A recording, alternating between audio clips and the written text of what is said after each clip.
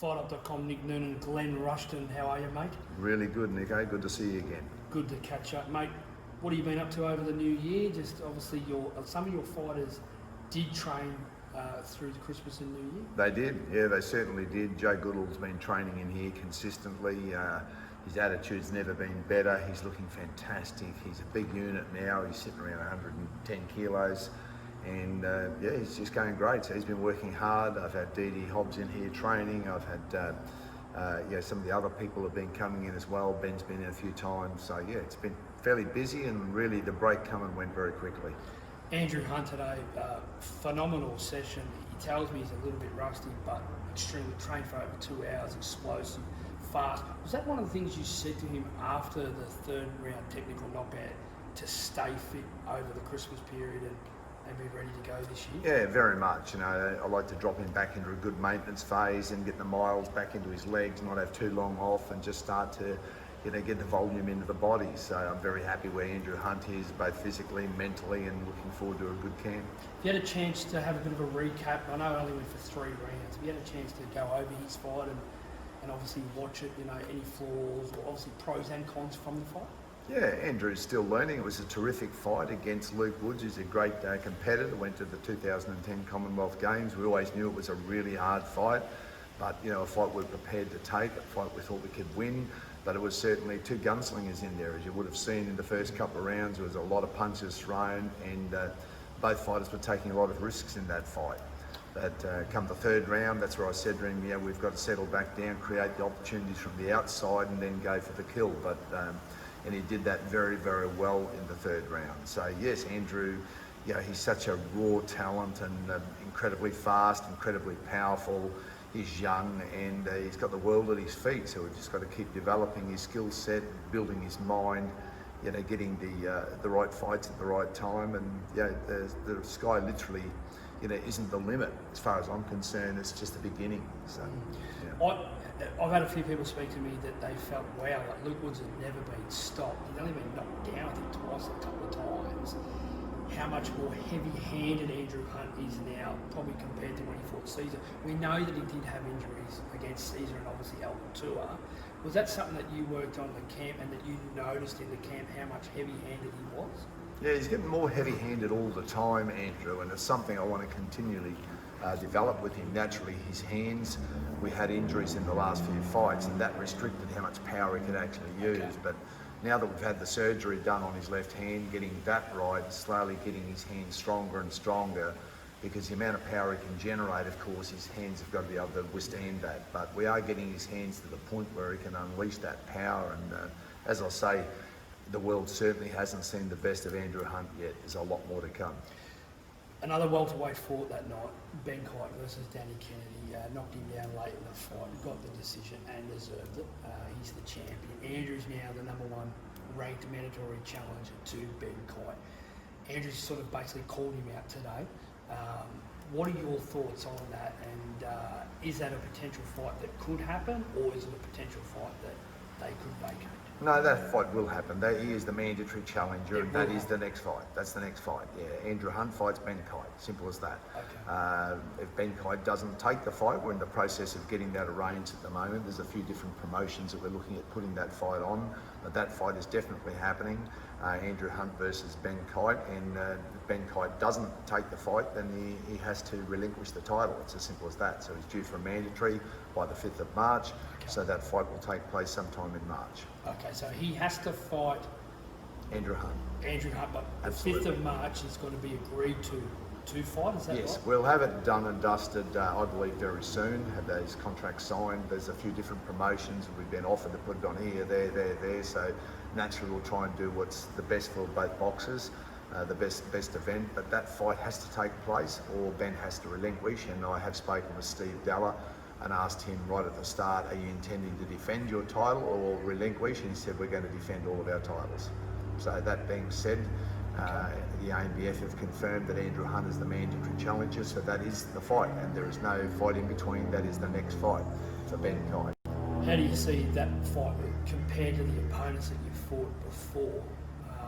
Obviously Luke Woods, Caesar. How do you see that fight, and how would your preparation mindset without giving too much away be different? Well, Ben Kite, we all know, is a volume puncher. He's a very strong guy. He's tough. He throws a lot of punches, and he's fit, very, very fit. I've already had one boxer fight him, and that boxer started out very well, but ended up Ben just work rate in the end, just got a very close decision there. So I'm very aware of Ben. He's a lovely young guy, and certainly, I really think the world of Ben Kite. Andrew Hunt, remember, has the X factor. Okay, he has that something special that great boxers have, and that's different about Andrew Hunt. So, but I think this is going to be a terrific fight, you know. And I certainly am not underestimating Ben Kite. I've got a lot of respect for him. I know you don't like comparing. You've had so many fighters in your career as a trainer. Tell us about the similarities and differences you see, because you've had a welterweight champion. You're the last trainer in this country to train a world champion in Jeff Horn. You defeated Manny Pacquiao, fought Crawford. Defended it against Corcoran. You know what I mean? You fought on the biggest stages. When you see Andrew now in his career at 8-0, is it? Where do you see the 7-0? Where do you see similarities of Jeff at 7-0, or do you see Andrew being more flamboyant? Andrew's a different killer boxer. instinct. Yeah, I know, but he's different. He's a southpaw. He's got natural hand speed.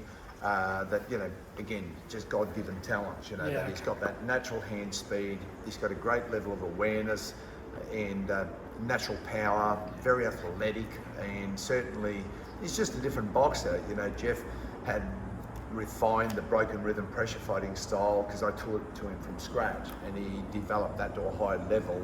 And that deception and unpredictability made him an absolute handful, combined with his toughness, as you can see, against anyone in the world.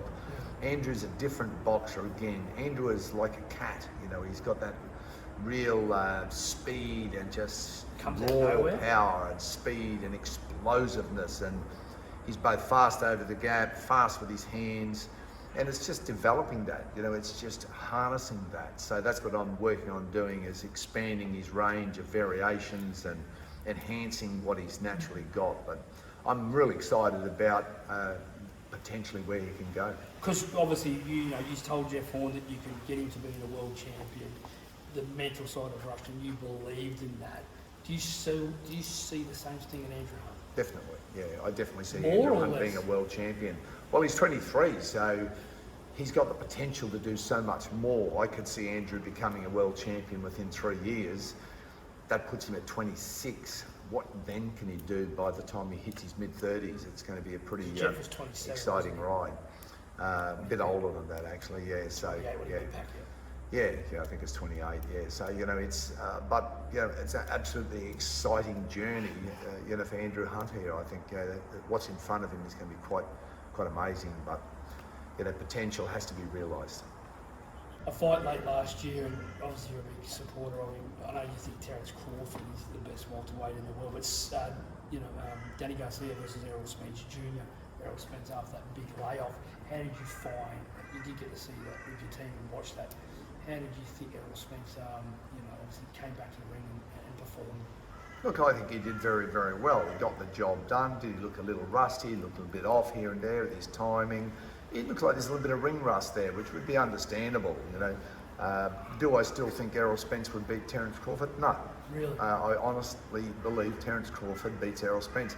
Do I want to see that fight? Absolutely. The whole world wants to see. Is that the best fight in the welterweight division right now? Oh, without doubt. Yeah. Oh, 100%. There is no doubt about that. That's the fight the world wants to see.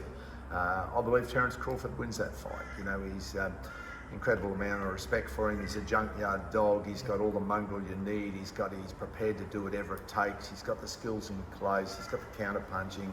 He's got that insatiable attack. Once he hurts you, he can go forwards. He can go backwards. He's got all the skills. He's got the skills. He's got the mind. He's got the body. He's got the grappling. He's got everything. So he's the complete package. And great to see Errol come back. He had that horrific accident, and everyone wanted to see him come back as strongly as he did, and he did. He got the job done. Tradesman, I'd say it's a good tradesman-like job. Was it slick, super slick? No, it wasn't quite on his A game, but still he got the job done, and that's what champions do. I always say, champions find a way to win, and losers find a way to lose. He found a way to win. He got the job done. Crawford against Cal Brook was, the fight chain so quick. A bit like with, Andrew Hunt, it was just bang, bang, bang, and it was all over very quick against Luke Woods. Terence Crawford against Cal Brook. Some people say that, Cal Brook probably won the first couple of rounds, but that X factor of Crawford, where he just stepped it up very heavy-handed, cat-like as you say, and then just bang, it was all over very quick. He seizes the moment beautifully. Once Terence Crawford clips you as he did there, he just went for it, and he literally goes up a couple of gears. So unbelievable performance. Yes, Cal did look good. He looked good at the weigh-in. He looked good in the first couple of rounds, but once Terence hit him and went up a gear, it was just he wasn't in it at all. So I think Dan Raffaello, even our guy Sean Sattel, shout out to Sean Sattel, FightHype.com, they spoke to Terence Crawford after the fight. They spoke about, is this one of the best wins of your career? And he said, no, I've got to admit, my best win of my career was over a guy called Jeff Horn.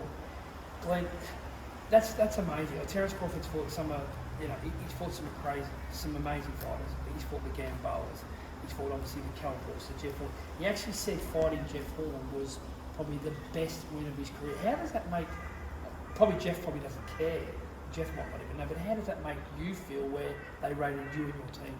Yeah, I as I said, incredible respect with Terence and his whole team, Bo Mackle, the boys. I just love their work ethic. I love the way they work together as a unit. Really? And I just dearly still wish he would have fought the Jeff Horn that climbed into the ring with Manny Pacquiao. That would have been one heck of a fight.